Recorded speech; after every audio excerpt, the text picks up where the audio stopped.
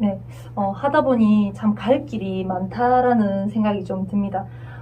이번에는 김유현 대표님이 이번에 그 아이스팩 재활용한 아이디어로 좀 특허도 내셨다고 들었는데 좀 소개해 주세요. 저희들이 이제 캠페인을 하고 나면 80%는 수요처에다가 무상 공급이 됩니다. 근데 20%는 아까 말씀하신 대로 부직포, 주입구, 오염, 이염 이런 관계로 20%는 종량제 봉투에 버려지거든요.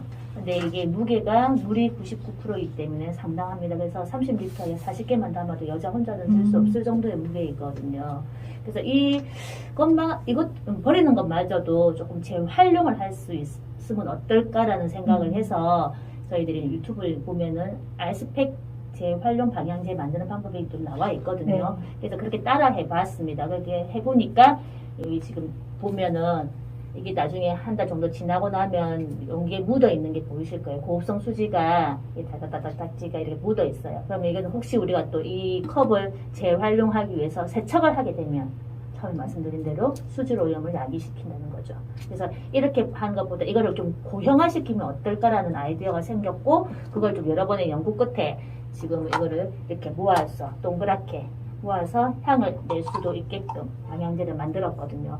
처음에는 이제 이 용기에다가 만들었는데 이거를 우리가 이렇게 과학적인 접목을 했기 때문에 작년 한 해 우리가 이게 활동을 하면서 느낀 게 기성세대여들 사회적 그것도 책임도 중요하긴 하지만 아이들이 다음 세대를 살아갈 직면할 환경 문제잖아요. 그래서 애들이 이걸 알아야 된다는 거죠. 그래서 이거를 교육과 접목시키면 어떨까라는 또 아이디어가 있어서 이거를 DIY 키트를 만들어서 지금 우리 초등학생 애들한테 중학생 애들한테 이게 재료들을 가져가가지고 환경 문제를 교육하고 이걸 만드는 체험까지 지금 하고 있습니다. 그래서 이걸 특허를 지금 출원 중이고, 그리고 지금 아이들이 만지는 거기 때문에 안전기준 심사 적합한지도 받아놨고요. 그리고 프로그램도 평범한 엄마들이 이런 사소한 아이스팩 재사용 캠페인을 통해서 실생활에서 우리가 할 수 있고 누구나 환경 활동가가 될 수 있다라는 어떤 의미를 부여하는 프로그램까지 맞춰가지고 우수도 환경 프로그램도 선정되어가지고 모든 게 좀 구축된 상태에서 우리 아이들과 만나서 이런 활동들도 하고 있습니다. 진짜 너무 괜찮은 것 같아요. 이런 거를 다 물로 가보면 이게 다 미세 플라스틱이라고 하는데 이렇게 흘려가 버리는 거 그죠? 함부로 씻을 수도 없는 거죠, 그죠? 그냥 버리시면 차라리 낫는데 혹시 우리나라는 재활용 또 분리 배출에 대한 강박감이 있거든요. 그러면 씻어서 버리기 때문에 이건 알게 모르게 그냥 수질 오염을 야기시키는 문제가 좀. 저도 사실 이건 좀 몰랐거든요. 그리고 이제 이런 거를 되게 예쁘죠, 그죠? 엄청 깜찍한데 아이들이랑 조물조물 이렇게 만들면서 되게 아이스팩의 위험성 이런 이야기들을 하면 진짜 교육에도 되게 도움이 많이 그리고 되더라고요. 한 달 뒤되면 이렇게 딱딱하게 굳어져요. 그럼 이거 종량제 봉투에 버리면 되는 거고. 부피도 훨씬 줄어들어요. 부피가 훨씬 줄어드네. 이 상태가 됐다가 나중에 한 달 지나게 되면 이렇게 이제 조그맣게 굳게 되네요. 이렇게 굳게 되면 그러면 방향제로서의 생명을 다한 거죠. 그렇죠. 그래서 여기 물을 부어도 되는데 굳이 물을 너무 많이 나오니까 이거는 그냥 종량제 봉투에 버려서 그냥 부피만 줄이는 형태로 버리시면 되고요. 그리고 또 다른 친구들 만나서 또 만들면 되고. 되게 재밌는 것 같아요. 애들 너무 좋아해요, 진짜로. 네, 환경 문제는 사람들의 의식 변화가 또 함께 따라야 되는 그런 건데, 아까 일자리 창출로도 그렇고, 이렇게 이제 환경 교육이나 이런 걸 해서 부모들과 아이들과 함께 하는 그런 활동들을 하고 있다고 하셨는데, 좀 어떤 내용인지 좀 소개해 주세요. 금방 말씀드린 대로 이제 아이들, 다음 세대를 살아갈 우리 아이들이 직면할 환경 문제가 되게 심각하게 지금 빨리 다가오고 있습니다. 근데 아이들은 교육을 나가보면은 우리가 이렇게 환경에 대해서 이야기를 하다 보면은 지구온난화요 이렇게 이야기를 해요. 그럼 지구온난화가 뭐예요? 하라고 물어봐요. 몰라요. 못해요. 그냥 우리가 옆에서 정보로 그냥 들은 건데 그냥 이론적인 수업만 알게 되는 거예요. 그러면 지구온난화는 지구가 뜨거워지는 거야부터 그 애들 눈높이에 맞춰서 설명을 해주고, 그리고 이 아이스팩은 진짜 우리가 집에서도 흔하게 볼 수 있는 거고, 그래서 이런 걸로 평범한 엄마들이 환경 활동가라서도 재사용 캠페인도 하고 있지만 또 지식이 짧은 우리 엄마들도 이렇게 또 연구를 해서 또 우리 아이들하고 이게 마을교사, 환경교사로서 나갈 수 있는 또 진로도 음. 탐색할 수 있는 계기가 되고요. 그래서 여러 가지 좋은 방향으로 지금 저희들이 좀 다양하게 지금 펼쳐 나가 보려고 지금 생각 중에 있거든요. 학교 대진정보 음. 고등학교 학생들이랑도 하는 활동들도 예, 예. 있다고 하시던데. 그러니까 대진전자고등학교에 작년 2020년에 이제 개인적으로 만나가지고 이런 우리 활동을 한다고 하니까 그럼 대진고에서도 이런 활동을 같이 동참해주겠다. 그래서 우리 2021년에는 작년에는 5개의 이 단체가 MOU를 맺었거든요. 근데 올해는 8개 단체가 우리 원래 5개에다가 그다음에 대진고등학교 뭐 3명 기업 그리고 아파트 단체 2군데 이렇게 해서 더 좀 폭넓게 MOU를 맺어가지고 동참을 하거든요. 그래서 대진고에다가 수거함을 설치해서 대진고 학생들이 직접 그 아이스팩을 가져와서 수거하고 분류해주고 그러면 수거는 또 장전 1등에서 해주고 그렇게 활동을 하고 있습니다. 그리고 거기다가 그 친구들에게도 우리도 환경교육도 시켜주고 이렇게 활발하게 운영하고 있습니다. 네, 동래구는 좀 어떤 활동들을 하고 있으신지. 동래구에는 거의 전무하죠. 네. 참 답답합니다. 그렇죠. 네. 어쩌다가 이렇게 되는지 전부 다 뭐 교육만 시키는 것 같은데요. 네. 환경교육이 제일 중요하지 않을까요? 관심 있는 엄마들이 조금씩 생겨나지만 지역적으로 한계도 많고요. 가까운 뭐 연제구라든지 금정구 중간에 딱 동래구가 있는데 네. 하는 건 항상 제일 늦습니다. 어떻게 된 것입니까? 명품 도시 동래구인데 삶의 질이 명품이 안 되면 안 되지 않겠습니까? 그래서 조금 더 활발하게 뭔가 좀 일을 진행해봐야 되지 않을까 생각을 하거든요. 그 교육청에서도 그렇고 부산시도 올해는 환경, 그린 뭐 이런 게 큰 이슈로 알고 있는데 동래구는 뭐 부산시하고도 그림을 같이 안 하시는 것 같고 그냥 각자 따로 그냥 따로 국밥인 것 같습니다. 네. 우리 박경희 대표님이 이제 좀 일을 하실 때 하실 일이 굉장히 더 많으실 것 같아요. 그렇죠. 일을 하실 때 더 많이 애를 쓰시겠다라는 생각이 들고 네, 그렇습니다. 화이팅.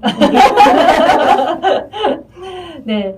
그 앞으로 이제 두 분 하시고 싶은 그러니까 일도 많고 해야 할 일도 많은데 지금 계획 세우는 거 엄청 많으시죠? 그 중에서 예. 한 가지만 좀 들어보고 싶네요. 대표적인 게 교육입니다. 그리고 교육이고 우리가 저질러 놓은 기성세대가 저질러 놓은 그 환경은 우리가 스스로도 지금 고쳐고 해야 되겠지만 개선해야 되겠지만 아이들이 직면한 아이들이 환경에 대해서 관심을 가지고 또 참여하고 그리고 지속적인 실천을 해야 되는 게 정말 중요하다고 생각해서 저희 2021년 어울림에서는 학생 환경 활동가 아이그린을 결성을 했어요. 올해. 그래서 초등학교 11명 학생들을 모아서 그 친구들이랑 월 1회 그리고 월 2회에 모여서 다양한 활동을 해요. 그래서 걔네들하고 말해서 뭐 주핑도 하고 또 우리 멸종위에 대해서 공부도 해보고 그리고 그 분리배출에 대해서도 공부를 해보고 그래서 실생활에서 접근하기 쉬운 주제를 가지고 직접 동참하고 참여하고 그래서 문제점을 도출하는 것까지 그런 이제 과정들을 좀 어렵지만 좀 쉬운 방향으로 천천히 한 걸음씩 떼고 있습니다. 그래서 근데 아이들이 고난만 기다리고 있어요. 진짜로 그래서 너무 재밌다고 하고 저희들도 지금 밤새워서 우리 어울림 멤버들은 지금 5명이 거의 다 일을 하시는 분들이거든요. 밤에 만나서 회의를 거의 8시에 만나서 11시까지 계속 할 정도로 아이들을 어떻게 즐겁게 그 눈높이에 맞춰서 교육하고 함께 하는 그 프로그램을 짜기 위해서 되게 노력을 많이 하고 있거든요. 그래서 얘네들을 필두로 해서 또 제2의 아이그린도 만들어서 조금 다양하게 그리고 한 아이들이 환경에 대해서 접하고 또 저변 확대를 위해서 노력하려고 합니다. 네. 아이들이 그날만을 기다린다고 하니 되게 뿌듯하시겠어요. 네, 훌륭합니다. 우리 그 박경희 대표님은 또 어떤 계획들을 가지고 계시는지요? 저는 일단 자원순환에 관심이 많습니다. 아이스팩은 그 실천의 하나고요.